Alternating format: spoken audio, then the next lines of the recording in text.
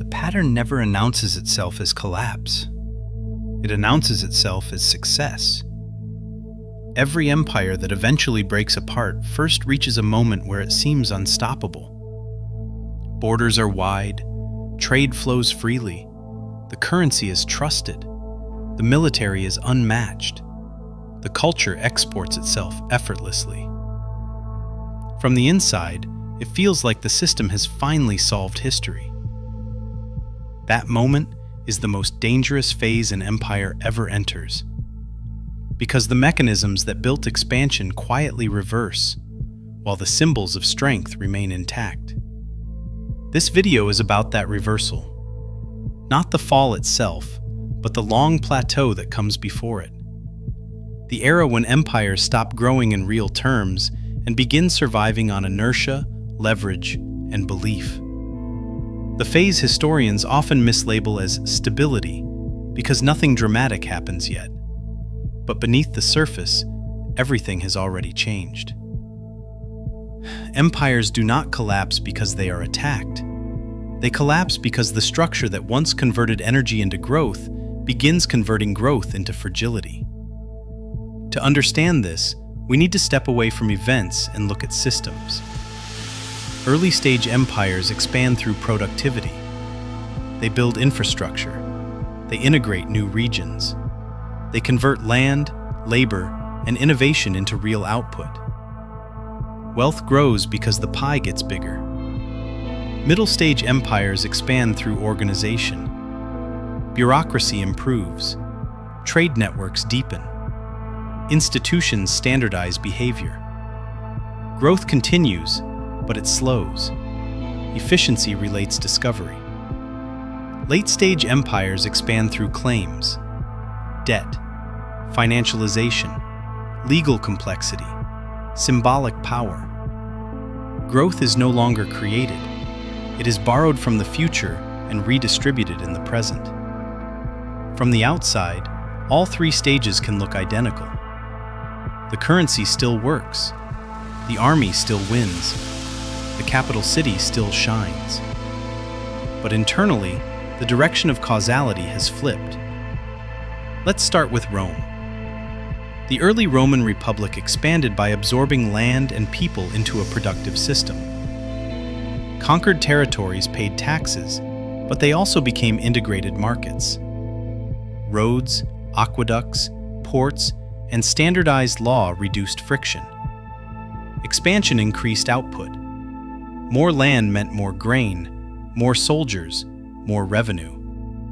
At its height, Rome's economy was still grounded in physical production. Agriculture, mining, trade. The state extracted wealth, but it also enabled it. Then something subtle happened.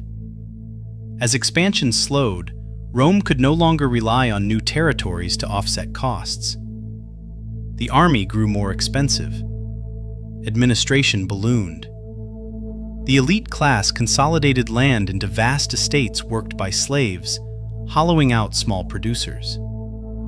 Tax collection became predatory rather than integrative. To maintain the appearance of stability, the state debased its currency. Coinage slowly lost silver content. Prices rose. Trust eroded. Soldiers were paid with money that bought less each year. Rome did not fall when the currency was debased. It fell centuries later. But the system had already changed. The empire was no longer growing. It was extracting. That distinction matters. Now jump forward to Spain in the 16th and 17th centuries. Spain controlled enormous territory. Silver flowed in from the Americas. On paper, it was the richest empire on Earth. But the silver did not represent productive capacity. It represented a claim on labor elsewhere. Spain imported goods instead of building industry. The influx of easy money fueled inflation, weakened domestic production, and entrenched an elite that lived off rents rather than innovation. Spain fought constant wars to defend prestige and territory. To fund them, it borrowed against future silver shipments. When shipments were delayed or intercepted, the state defaulted. Repeatedly. Again, collapse was not immediate. Spain remained a great power long after its economic base had rotted. But each decade required more debt, more extraction, more financial engineering to maintain the illusion of dominance. The empire did not lose because it lacked silver.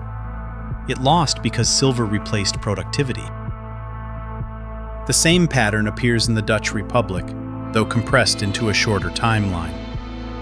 The Dutch built their power on trade, shipping, and finance. They were extraordinarily efficient. For a time, Amsterdam was the beating heart of global commerce. But once competitors adopted similar techniques, margins shrank. Growth slowed. Dutch capital increasingly flowed into foreign investments rather than domestic production. Finance replaced industry. The system didn't collapse violently. It faded. The center of gravity moved elsewhere. Then Britain. Britain's early empire was built on manufacturing, energy, and trade. Coal, iron, textiles, and ships powered expansion. The British state protected commerce and enforced contracts. Productivity was real. Over time, however, Britain's empire became expensive to maintain. Colonies demanded administration and defense. Rivals industrialized. Profit margins narrowed. Britain responded not by rebuilding its productive base, but by deepening finance. London became the world's banker. Capital flowed outward. Returns came back as interest and dividends. This worked for decades, longer than most observers expected. But financial dominance depends on trust, stability, and enforcement. 2 world wars shattered Britain's fiscal position. Debt exploded. The pound lost its privileged status. The empire unraveled not because Britain was invaded, but because it could no longer afford the system it had built. Once again, the collapse lagged the cause. Now consider the common thread. In every case, the late-stage empire relied less on producing value and more on managing claims to value. Debt, currency privilege, legal sections, and military enforcement replaced innovation and integration. This is not a moral failure. It is a structural one. Large systems face diminishing returns. The easiest gains come first. Over time, complexity increases. Coordination costs rise. Maintenance replaces expansion. When growth slows, elites face a choice. They can accept lower returns and rebuild productivity, which requires reform, risk, and redistribution, or they can protect returns by changing the rules. Financialization, debt expansion, asset inflation, regulatory capture. Almost every empire chooses the second path because it feels painless. At first. This brings us to the modern era. The United States did not become dominant through finance. It became dominant through production. Industrial output, energy, technology, infrastructure. After World War II, it produced a massive share of global goods and controlled the terms of trade. The dollar became the world's reserve currency not by decree, but by function. It represented access to the largest, most productive economy on Earth. For decades, this arrangement generated real growth. Then the same reversal began.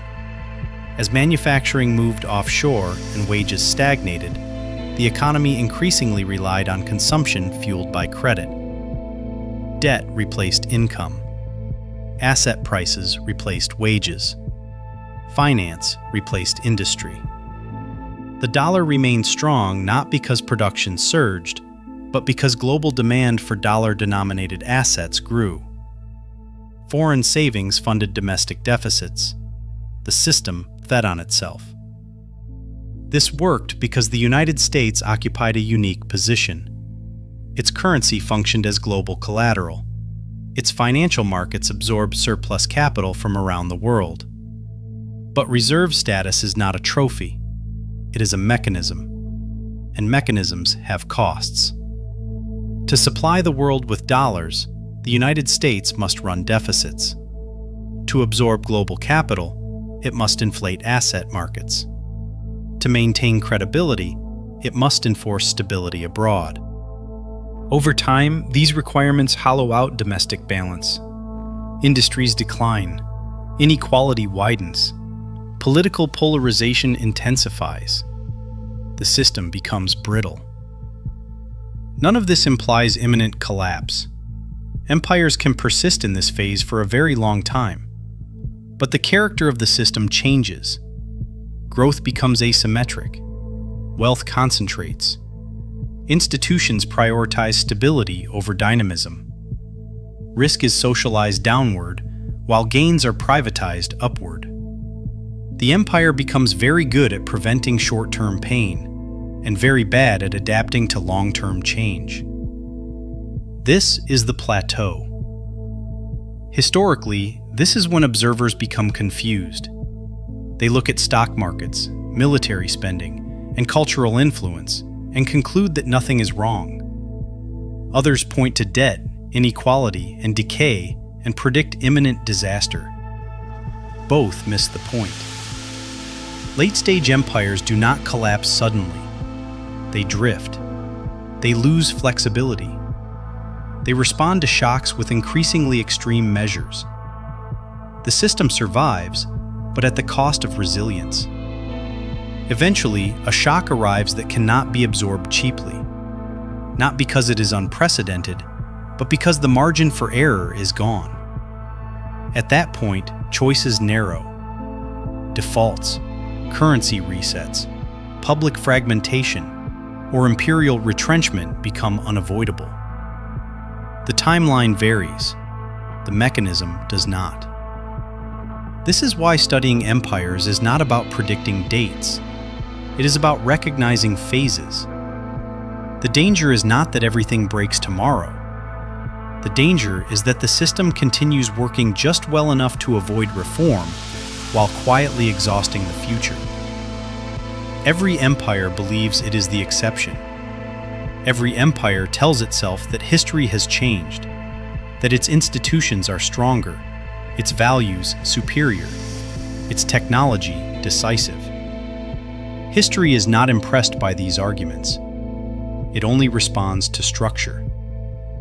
Understanding this does not require panic. It requires clarity. If you want to understand where systems are going, stop watching headlines. Watch balance sheets.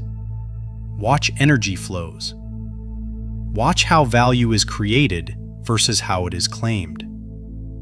Empires do not end when people stop believing in them.